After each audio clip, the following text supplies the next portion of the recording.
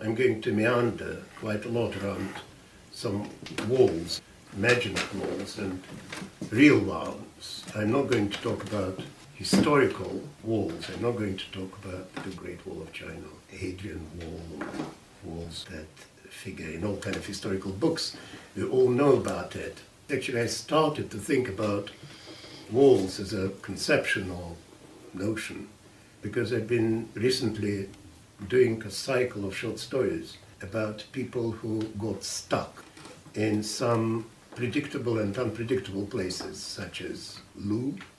I don't know anyone who have never been stuck in the lavatory ever. I mean, there is something happened to almost everyone that he somehow got stuck behind the walls. There are stories about, indeed, that a person got stuck in the Louvre, and there is a person who's got stuck in the lift, and there is one in a kind of self-made cave under the house of his neighbor that he wanted to get collapsed. Then there is a story about a person who got somehow imprisoned in a Ektimer. It's a surreal story. So it's different incidents when a person got stuck in an enclosed space, walled in around, and that incident sort of changes his or her life drastically. So I started to think why actually I started to think about all this. And of course I was born in surrounded by all kind of walls, and probably not exactly walls I realized, but they were partitions. And these partitions, screens, I was facing them, confronting them, because I was born in a communal flat. And most of my childhood I spent in, it was a very rough area, Marina Rocha.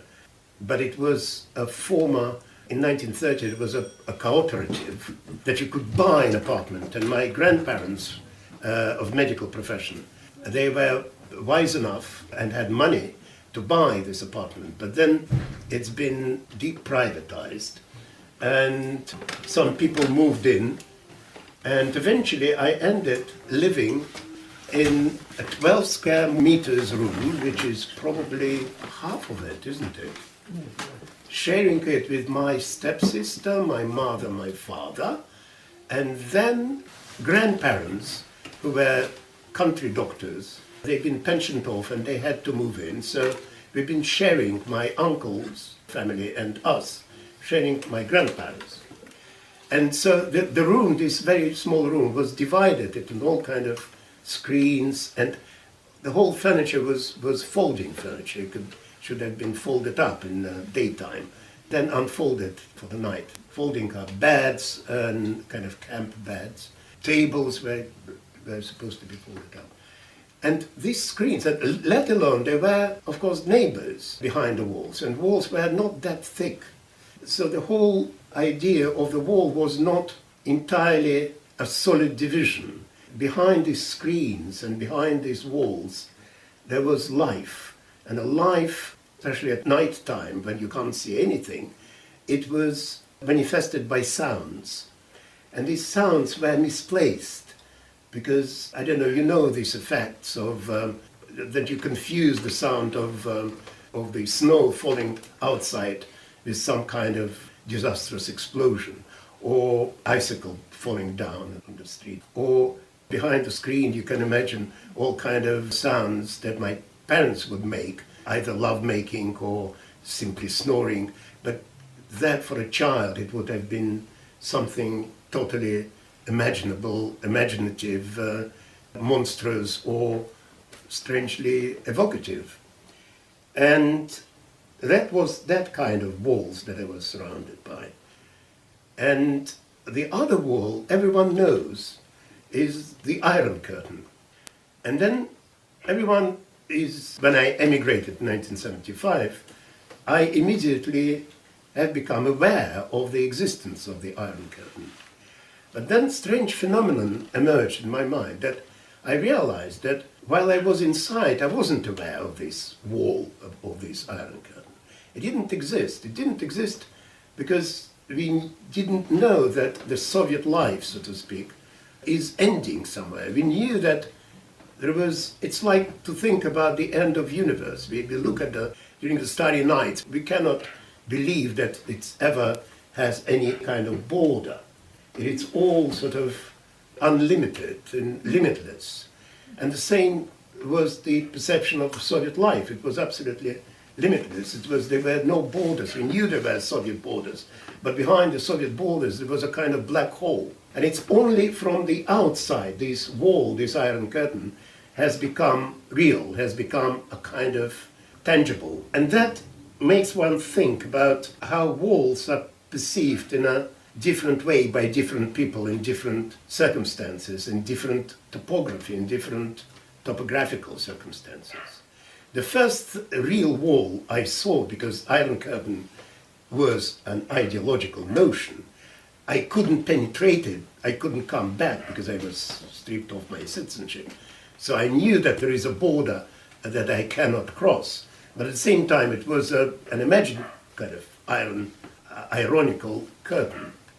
But a real wall that I saw was in Jerusalem, which is the Wailing Wall. Now, Wailing Wall is a very strange phenomenon, because it's not a wall in a way.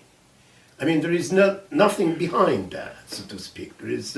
It's a wall, but it doesn't divide you from something else behind it. It's a kind of monument. It's a wall behind which some sacred territory exists. But it doesn't exist as the territory that you can step in. It's a wall against which you sort of reflect and to see yourself in an imaginative way.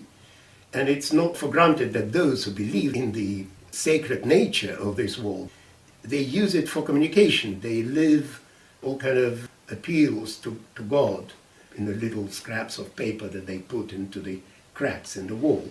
That's another sort of strange phenomenon, of which I will talk a bit later. The wall as a way of communication. And of course this wall reminds us about a destruction of a kind, and in this case the destruction of the temple. And I was visiting the house where the founder of Zionism stayed, Theodor Herzl. And there, the first time in my life, I saw that, I was surprised that one of the walls was unfinished. There was no plaster on the part of the wall, there was no plaster, there was something underneath, as if the work of repairs of the house hadn't been finished. And I asked why, and I was told that it's, in a certain Jewish houses, there is a belief that you leave part of the wall unfinished in the memory of the destruction of the temple. We are talking about certain beliefs and certain faith in certain things, because it's not shared by others, call themselves Jews or share the belief, the faith in Judaism. But it definitely tells us how the physical material object, the wall of the now non-existent Third Temple, was turned into the conception, so to speak, into an idea. And it's that you can basically, that process of conceptualizing the real wall into something, into a kind of idea, could be followed everywhere. I think it's been mentioned that it's this house, Clementi House, was used by the grandson of Moses Mendelssohn. And that brings us to Berlin. I've just recently been reading about, there is a chapter there about Mendelssohn, and it actually came from his small shtetl to Berlin, where Jews were allowed in a very limited way. You can read it, it's quite fantastic description of him entering Berlin. And there is an explanation that the movement of Jews, many of whom were wandering peddlers, were tightly regulated and controlled. Only a limited number of rich Jews and occasionally a scholar were allowed to settle in Berlin, but peddlers were barred. Jews requesting admission to Berlin, even for only a few days, were sternly interrogated as to their background and purpose. The gamekeeper's surviving log for 1743, that's all related to Moses Mendelssohn. The year Mendelssohn trudged through the Rosenthal Gate, it's one of the gates of Berlin, includes this notation. Today there passed 6 oxen, 7 swine, and a Jew. Several versions of what transpired during Mendelssohn's interrogation have been passed down. According to one, the gatekeeper teased the young hunchback, suspecting him of being another peddler. Jew, what are you selling? I may want to buy something from you. Mendelssohn is said to have responded, you'll never want to buy anything from me. Out with it. Tell me, what do you deal in? The gamekeeper insisted. I deal in reason, the boy stuttered. He was stuttering. Now, we can imagine that it's 18th century, and still there were real walls. I mean, there were a gatekeeper, you couldn't just pass through it, and as now when you're at Rosenthal Gate, it's a posh area. But what is interesting is that the real historical wall of Berlin turned into the Berlin Wall during the Soviet times. And this Berlin Wall has been destroyed practically. I mean, only parts of it were left as museum pieces. But before the wall, there was an invisible wall again.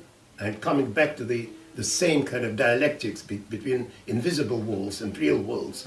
And they sort of materialize from time to time or transmogrified into one another, an idea into something material and vice versa. And before the wall was built by Khrushchev, the real Berlin Wall, there was an invisible wall, which is, it was very known phenomenon of ghost stations where trains wouldn't stop. You can stand on a platform, but a train would pass by in the Democratic Republic of Germany, and they wouldn't stop. So the people would see everything, and it was a ghost train because everyone would see it like a ghost, like an apparition. One of my stories that I've been talking about being people getting stuck, is actually based on the story of Alex Dolberg, one of the first defectors, so-called defectors. They've been defecting. He wasn't a defector in a way. He was with the first students' delegation from philological faculty of Moscow University in 1950 something. I don't know, probably six. Yeah, 56. He was getting prepared quite a long time for this trip. He was buying by hook and by crook all kind of Western, so to speak, items of clothing to look as a Westerner on a Berlin underground.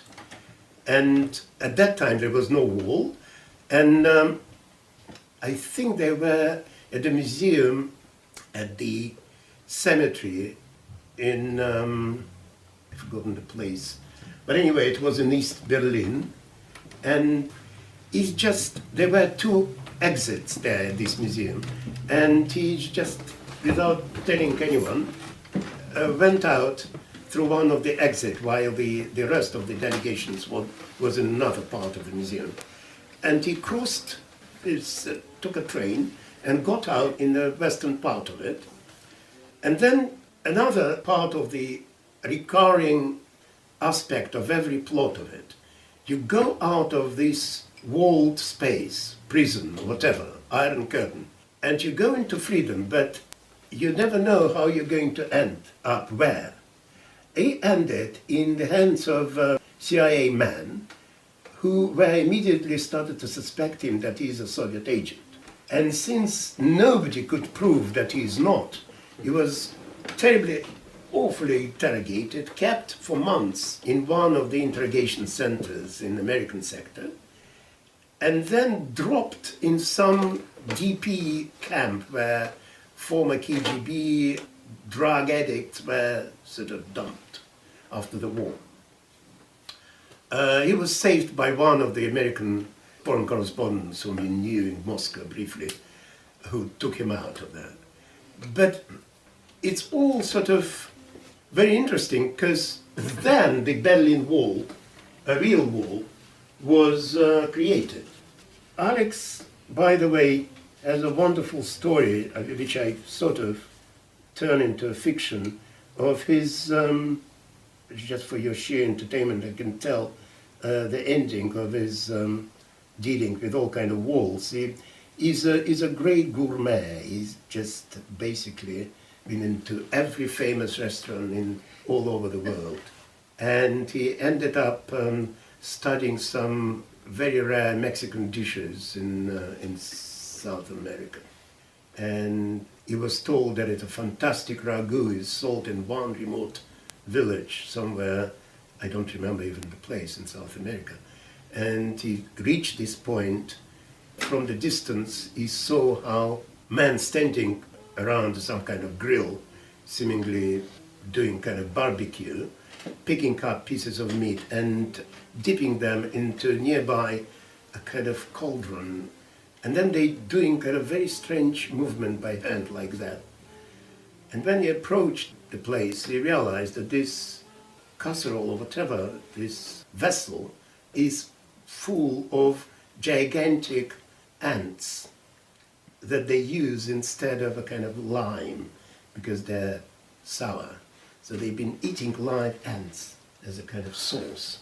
And these ants sometimes would jump out of the mouth. So they were then slapped back into the... And he's become sick.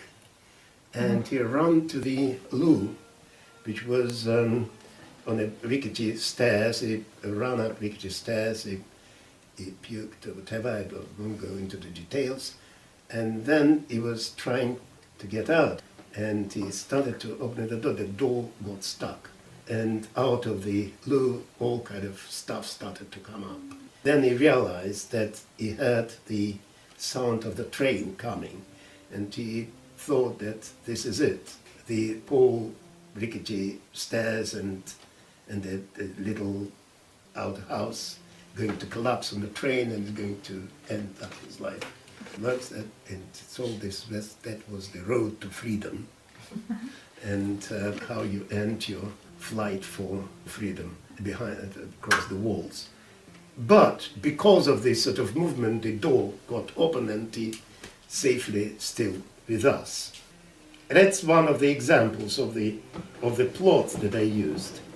But this, coming back to these walls, you're confused. I mean, the idea is that you don't know where you go out.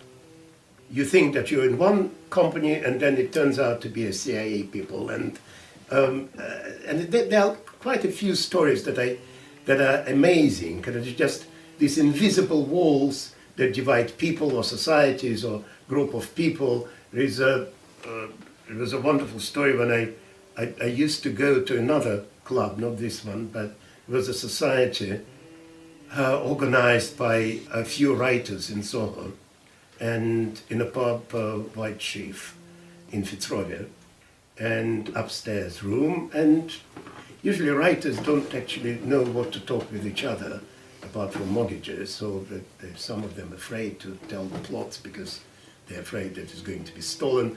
So it was rather boring, so I stopped going there. But then passing by one night, I decided to check it out. I mean, maybe it's something interesting happening there. So I went up to the room and it was absolutely packed. And I thought, my God, I've been missing a lot of things here. And I went to the bar, took my whiskey, and the next person at the bar said, "Are you polyamory?" I said, "What's it supposed to mean?" "Well, you know, you're in love with a few people simultaneously, and you have relationships simultaneously with these people." And I said, "Well, I don't know, I'm in love probably simultaneously with my characters. You know, it's just like Madame Bovary, c'est moi, etc., you know, Karenin and Anna, it's all me." "Ah, you're a novelist." I said, "Yes, but who are you?" I said, "I'm a member of Polyamory Society." And it turns out that this room upstairs has been shared by two groups of two societies. One was the Writers' Society, to which I belong, and another by this polyamory, amorous or society. And there were quite a few stories like that, and another story I remember, again used in this sort of cycle, was about, it's again another invisible division, when the magazine Kolokol, not Herzens, but sort of an attempt to do the same, was launched, and it was about 10 years ago.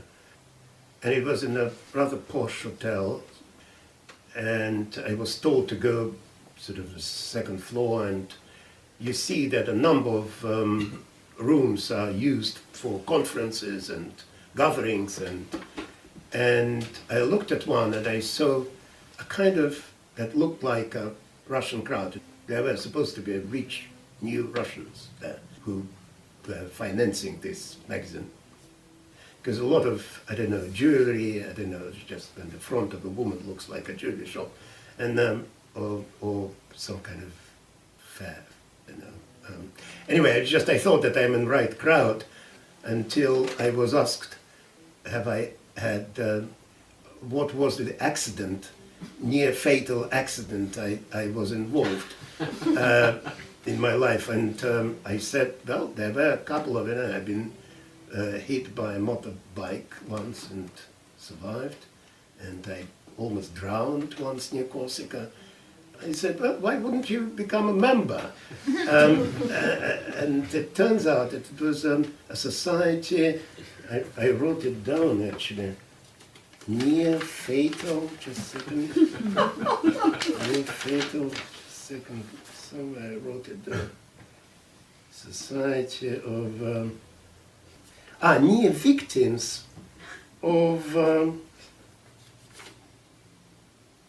potential victims of near-fatal accidents, which could be described as Russian immigrants. Yeah, I don't know, another... Yeah, there are quite a lot of it. I know that in Dublin, actually, Samaritans, you know, Samaritans, and Exit, they're next door to each other. I mean, it's just... And when you come to Samaritans, you've got to fill in an enormous questionnaire, and the same as Exit. It's actually, I picked it up, and they're absolutely identical. I mean, practically identical. So you never know how you're going to end. And I don't know, I was fascinated by all these sort of examples. Another one was, the most funniest was when I was invited to Poland. One of my novels was, I was very proud, it was translated into Polish, and I was invited to Warsaw, and I was lodged in the former, it was after Perestroika already, after the mid-90s, so end of 90s, former Poland-USSR society, and it was an absolutely fantastic posh room, a kind of Brezhnevite design, all velvety and carpets and of that size, fantastic. But the loo was outside, and the bathroom was outside.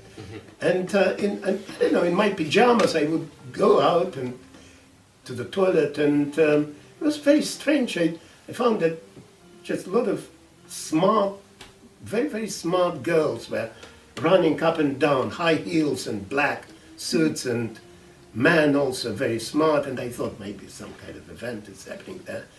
And still, I could have picked up some clothes, haven't been shaved, and I went down. There was a wonderful espresso machine downstairs, so I just picked up newspaper, and I sat down in a chair, started to drink my coffee, and then I noticed that it's clearly the owner of this cafe was very much fond of American blockbusters, which wasn't surprising, because there was a lot of posters there of American blockbusters and all kind of big Hollywood movies. But then I noticed that in the corner there is a strange hatch, a window, and people are going there. And I thought maybe it's for waiters, kind of they put in some dirty dishes there.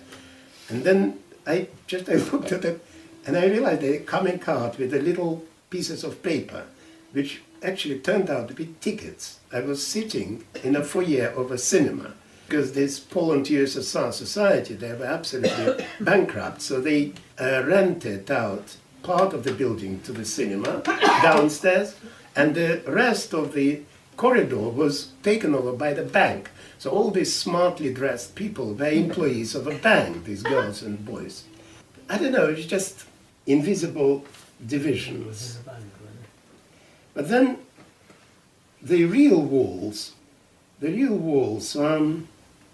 finally, when they become, the people cease to be afraid of them, they become used. People started using them to, of course, to write. I mean, it's just we know about the Berlin Wall. Berlin Wall is famous for its graffiti. And these graffiti were, I don't know, almost places of veneration, and people have been photographing them, etc., etc. But at a certain point, when the wall been demolished, the local authorities in Berlin, some local councils in Kreuzberg, decided to wipe it out, and it's been wiped out. The whole masterpieces, the whole things that has been photographed, that has become part of the history of the Soviet part of the history of Berlin, it's been wiped out physically. It's just whitewashed, and then there was a terrible, terrible noise about it, and protests, and finally the General Council of Berlin decided to invite all artists who had taken part in doing graffiti on their own, improvising it. They've been invited back to restore it, which was a bit of absurdity. It's a kind of restoration of the past in a very artificial way. They even been paid for this. And then it's very interesting aspect of it has been emerged. That is, whom does it belong now? Because if they've been paid for doing these frescoes, they should claim their authorship. Because finally what's happened is that these frescoes, they've been copied and put into the museum. So we see the transformation of the real frightening thing that divided lives of people, led to suicide, to killing, to murder, to the great kind of calamities for real people. It had been turned in a piece of merchandise and of the rather very dubious authorship. I mean, it's just the sense of belonging was totally misplaced and displaced. On the other hand, it was another example of communication. And this communication, I'm going to end on another aspect of the wall, which I think, I mean, there are a number of sources to it. It's basically Simone Weil notion that the wall is, as every division, is also the means of communication. That the best example of it is that prisoners, they could communicate with each other by knocking on the wall that divides them. And without walls, they are not good neighbors, as Robert Frost. But it's also, there is, without walls, there is no process of creation. I mean, I've got another short story in this cycle, is just when it's the couple totally alienated from each other, but they happen to be in California. I've been with my wife Nina traveling through the desert there, and that's the idea came to me. They suddenly find themselves in total darkness. It's a national park on the border with Nevada, and it was total darkness, and we decided to cross it. We thought that it's a shorter way to go back to the town we've been staying. But it turns out to be a total darkness, first, even when it was during the dusk, it was absolutely impossible to understand where you are located. There were signs indicating all kind of rare trees or peculiar, animals, etc., but there were no major even signs to a particular, towns or or even directions. No directions, anyway. So the desert is the example, and when the darkness fell, you realize that you are in the middle of nowhere. You are totally lost. Of course, we had some kind of maps, etc., and there is only one way, actually. But the feeling is that limitless space is the location of total loneliness. And the sense of loss is very, very acute. You need limitations, you need walls to become aware of your existence and to create something. And according to the same Simone Weil, I'm not going to discuss the truthfulness of her ideas, but it's a wonderful idea that it's actually God created universe by limiting itself. And that's it. I think that's it. I can read an extract from one of my stories. I don't know, what time is it? 20 past 8. 20 past 8, so I've been doing 1 good hour. So, but you can read this story, it's just my books are still available on internet. It's from Mind the Doors, but it's a story, yeah, it's just for your entertainment, that you shouldn't feel that, I don't know, do you want me to? Yes. Yeah. Should I? It's about a person, the character, came to Moscow to visit his old love, and is traveling by underground, Moscow Underground, and he came via Dublin, where he bought very expensive, very kind of posh raincoat, a German one, accidentally, because I remember that I had one like that. He was followed by 2 thugs, and he was afraid that he was going to be robbed. And then when he entered was on the platform, it was the train stopped and doors opened, but he was late. And then he saw these 2 thugs keeping the doors open for him. That's the beginning. You can already hear the sinister hissing of pneumatic brakes. It is a time for action. I caught sight of the 2 tough guys who stood inside the car beside the door. When they saw me on the platform, paralyzed with indecision, they each got hold of the sliding doors to keep them from closing. "Hey, you, jump!" they shouted cheerfully. "Jump!" They waved their hands encouragingly. "Don't do it, don't jump," the voice of wisdom was instructing me from depths of my soul. "You should trust people," the opposing voice of humanity urged from another corner of my mind, as I stared hypnotically at the ruddy faces of the 2 Russians waving their hands at me. "Jump, stupid, jump!" My whole life suddenly passed in a flicker before my eyes as a series of reckless jumps: emigration from Russia to Israel, a spell in France, a drastic move from France to England, changing addresses with the same ease as I changed lovers. As I see now, my decision to visit my old country after so many years of separation was not the wisest step either. Neither of us, my country nor I, could recognize the other. I stood there in front of an alluring gap between the doors that invited me to jump into the hands of 2 people who most probably were hoping for just this opportunity to entrap me. I hate to disappoint people, so I jumped. I landed safely inside. The doors shut behind me with the bang of a prison gate. It was a close shave. I looked around with a triumphant smile of relief, huffing and puffing excitedly, but proud of myself, looking somewhat stupid. I was about to sit down, choosing an empty seat in the half-occupied car. I took a step forward and immediately heard a frantic crackling sound behind me. I froze. I ventured a tentative step forward.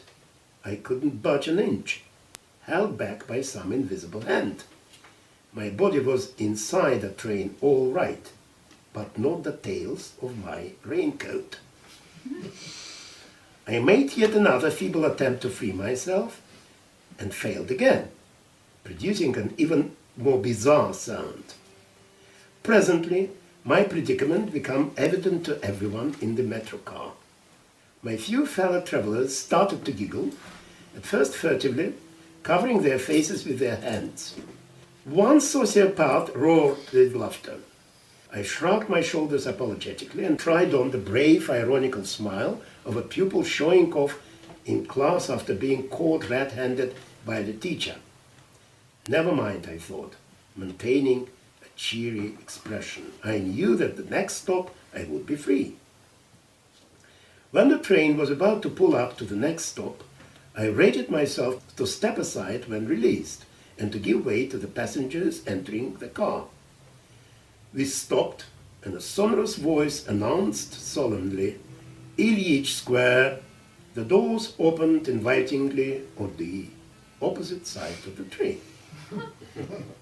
I gasped in disbelief, but suppressed my dismay as I watched the faces of my fellow passengers staring at me, a fit of laughter just about to break, their faces reddening. The laughter spread as a few others joined the train at the Ilyich Square station. The Ilyich in the station, of course, refers to the great Vladimir Ilyich Lenin.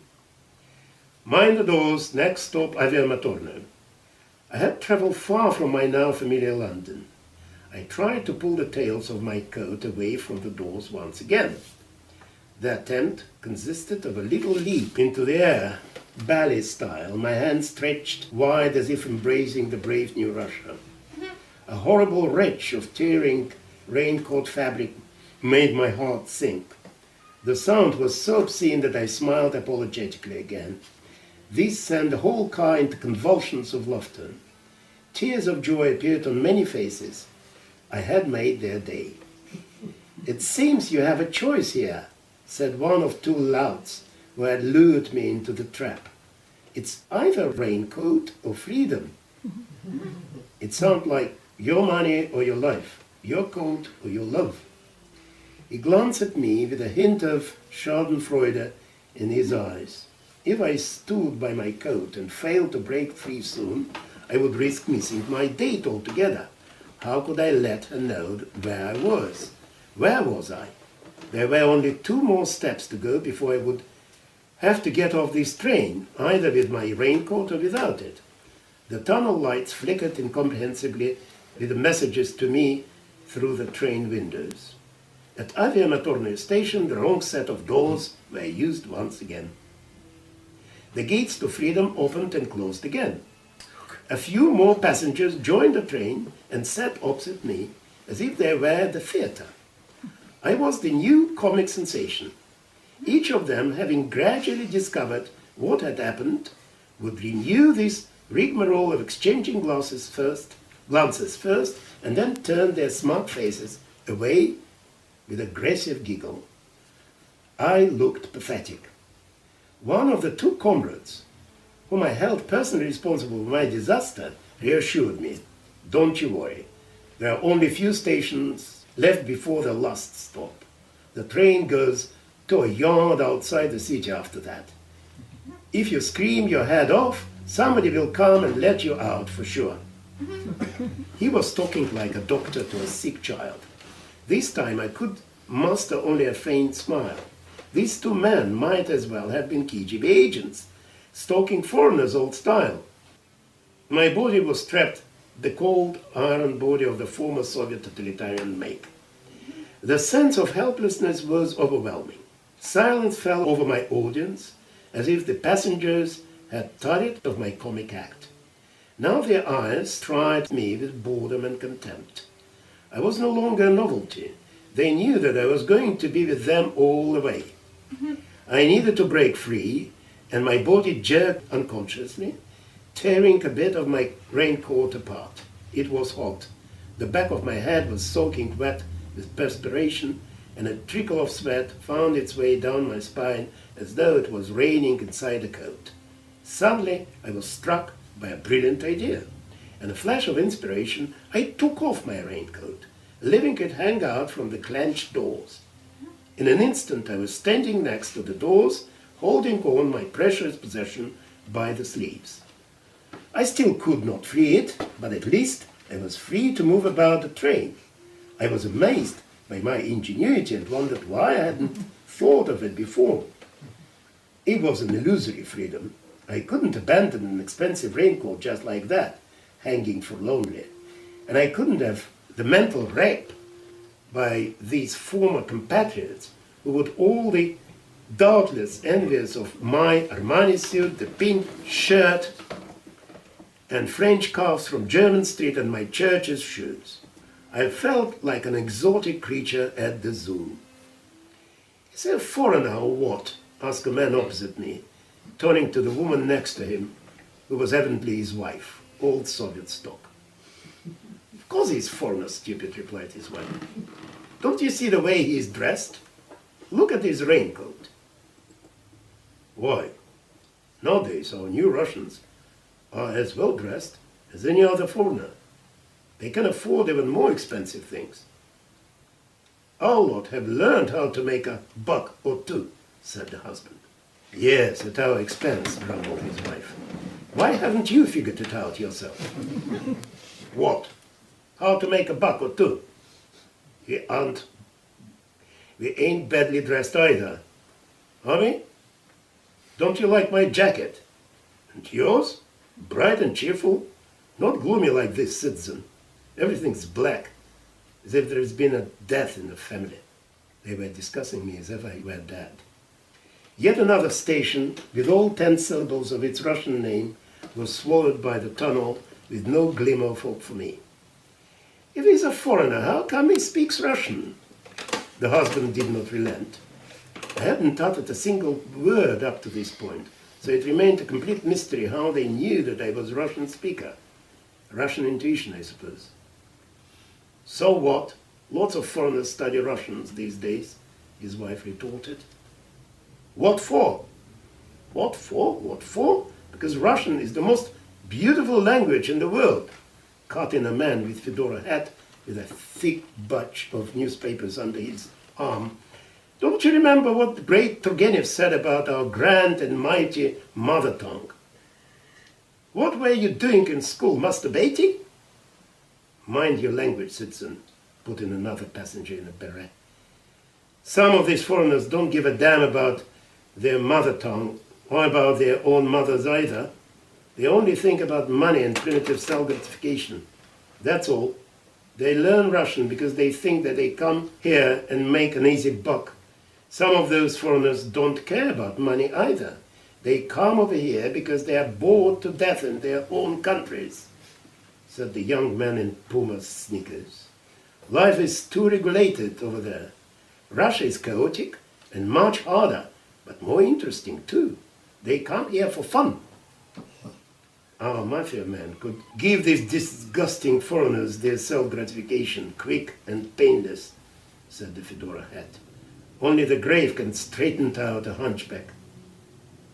Everyone fell silent, contemplating this quick and painless way of self-gratification and strengthening my crooked back.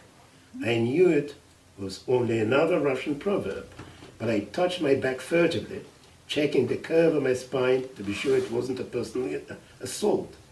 The faces around me became gloomier, more sinister. It might have been pure imagination on my part, but it didn't make me feel any better. The wheels of the train were clicking to a hypnotic rhythm in the darkness of the tunnel. Above our heads, the turbulent life of the big city was raging. We were running through the dark convolutions of the Russian unconsciousness. Oh, yeah. There you go. It's not the ending. It's not the ending. There is a tricky ending there. There is another 10 pages there. So what I suggest is for all of you to think about the walls of all kind and write to me about it and connect. Can I ask you a question? Yes, I Pano, was yes. very surprised when you said that you didn't know about the Iron Curtain when you were still in Moscow, yeah. because you had friends who had emigrated. Yeah. What exactly did you mean by that? No, I didn't know that first of all, there's a gold Iron Curtain. Well, I knew that it was, but it was a kind of fiction. I don't know, because if you're inside, you don't think that you are divided by any kind of curtain. If you're inside the house, you don't think about your walls like walls. They are not walls like the walls for you from inside. They are not the walls for a person outside. it's protection rather than division. That it's something not forbidding.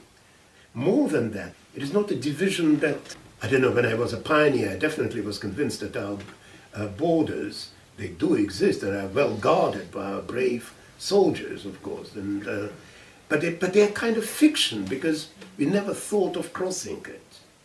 And I'm not talking about the moment that we met, you know, not 1975. Then I knew basically all of that. I'm talking about the instinctive, subconscious feeling of every Soviet person of a certain temperament. It's kind of Soviet life like universe. There is nothing outside. So yes, there are borders, like there are borders of universe. They're a very abstract thing. It's very interesting, very difficult to formulate. But I think it's absolutely understood. I don't know, everyone who was thinking about where the borders of our cosmos is, that, I don't know, it's very difficult to imagine that there is some kind of ending. There is also, you know, you realized eventually that, because I studied topology at a certain point of my life, and there are walls in the form of cylindrical strip, like this. You know, there is inside and there is the outside surface. And there is the famous Möbius strip, twisted 180. And you can travel there, and you're constantly feeling that there is something behind the wall, and then you're coming to the same point without crossing the border. And that's how, in fact, the Soviet universe was, in my mind, was constructed. Because wherever you go, you come back to the same point. And you know there are borders, but in fact there's no iron curtain, so to speak. There must have been a certain point at which you changed your mind about that. So you're describing something in your childhood when there is this limitless borderlessness. But at a certain moment you decided to get out. And presumably there were difficulties in getting out. I don't actually know how you got out. Really? I'm asking, there must have, presumably in 1975 when you did come here, how did you come here? No, it's as everyone else at that point. It's just there was an American pressure on the Soviet Union. There was a trade agreement just when the Soviet Union got some preferable trade conditions, the trade zone. It was called Jackson Correction or whatever. Mm-hmm. That the trade relationship with the United States was made dependable on the human rights records. So the Soviets agreed on some relaxation of emigration laws. But to save face, it was done, you were allowed out if you could establish that there are relatives with which you are reunited, according to the Second World War agreement about the reunification. And then people would find any kind of relatives, and the Soviets would overlook the veracity of the facts that you are getting reunited with your cousin twice removed or whatever, you know, second cousin 3 times removed, and leaving behind your parents and your wives and children, etc., etc. Yeah. And because of that, so many people emigrated to Israel. Some of them were not Jewish, actually, because it was easily, these semi-fictitious cousins were easily provided. As you mentioned before, that in general the walls are not necessarily political walls. No. We are also surrounded by walls of relations with your wife and husband, children, and so on. The walls of your room where you live in a communal flat, the walls of the flat, the walls of the school you go, the walls of the university, and so on and so forth. So we're all surrounded by various. It's like, reminds me of Chinese whatever toy, one ball inside of the other ball. The Russian ball. Yeah, no, Russian matryoshka. No, but Chinese do this. Right, yes, balls yes. inside and out. Yes, It's a lot of sort of different covers. What we live in this life, surrounded by all this. Yes. No, but I'm thinking about this Simone Weil's notion of limitation as a way of communication. funny enough, we came 1 year, exactly 1 year after this wall was removed, the Berlin Wall. To Berlin. To Germany, actually. And afterwards, we could see how high is the wall between West and East Germany. All of them could deal with us. We were best friends of both kind of Germans, of West Germans and of East Germans. Because for East Germany we were part of this big brother, and for the West Germany we were suffering people who came from the land, from the country of Gorbachev. Because anyway, they were very fond of Gorbachev back then. So we were best friends, and we were the connection between two Germanys. And they absolutely couldn't deal with each other. They were offended, and they couldn't speak with each other, but they both could speak with us. So it was a diplomatic connection between two Germanies. For a very long period, we were in Germany, like 5 years at least, because actually East Germany was suffering or thought that they were suffering a lot, and they wanted to restore this wall. It was a lot of nostalgia in the East Germany. At first they were amazed, of course, and very happy. But after a little while, they stopped to be annoyed and abused and suffering, and they wanted their wall back. And it was a very long period of time where they wanted their wall back. One shouldn't generalize. I mean, it's the same thing. Yeah. I mean, the whole Soviet Union, former Soviet Union wants the Soviet Union walls back. Yes, I have a feeling they want their wall back as well. What will you do if you remove the walls of this house? Where will you put all these nice, beautiful pictures? The sitting in the middle of nothing or ever, with a grand piano standing. There is also, I don't know, I didn't talk about the walls as just, for example, I don't know, all this fresco graffiti that's been on the Berlin Wall, but it's also, the wall is a kind of reflection. Wall is a reflection. You cast a shadow against the wall, and casting a shadow is a very important thing, as we know, because it fixes you in the landscape. And there is a wall of semi-transparent walls. There is a mirror and even window. I think it's in A Pale Fire, Nabokov. He talks about how a bird seeing the skies reflected in a window crashes itself to death. Yeah. They fly against the window pane and die. And that's kind of these... I wonder if your position is an observer through a two-way mirror, Yes. which only one side has the privileged view Yes. into the other. You have the sliding doors, so Yes. in a way you can control the walls either are closed or briefly Yes, open. and that's in time and Yes. in place as well. And it's also, I don't know, talking about the Berlin Wall and the whole separation of Gadair from the rest of the world was actually not as harsh as in the Soviet Union, because people from the West Germans, they could travel there. And it's actually, there was a lot of communications existed, let alone they spoke the same language, actually. And in a way, so they... There wasn't an electronic wall, was there? They could watch television. Yes, exactly. Yeah. Yes. I mean, that's one of the things that brought the wall down effectively, wasn't it? It was communication, satellite television. That's a very interesting question, actually. It's just what brought the whole thing down. Yes. What brought the, I don't know, trumpets, basically, you know? The walls of Jericho. I don't know what brought it. So it's probably, indeed, the Well, broadcasting. I think the role of technology is... Yeah, yes, sure. But it's also, something happens with people, you know. Something happens, I don't know. It's like, for example, IS, a certain phenomenon that's happening in the world, they are our creation in a way. I mean, it's like writer, he writes whatever people expect in a way to be written. So certain, for example, terrorist organization, they implement something that we fear. And when this fear is being expressed and even somehow justified, they come up with a spectacle like Islamic States. It was in the air somehow, and they come up. So it was in the air for not having walls, in a way.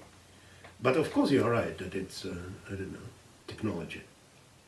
It's like samizdat emerged when the sale of typewriters was allowed to ordinary people because they were unavailable. And tape recorders. So people started to record their stuff and disseminate it, yeah. But on the other hand, the online communications, they didn't bring any freedom of communications either, in a way. Well, they did, yes. Yeah. But it's another wall against all kind of electronic microbes. And I've forgotten about the walls, the ice cream, it's melting wall. Yes, thank you very much. Anyway. Thank you. For listening to my messaging.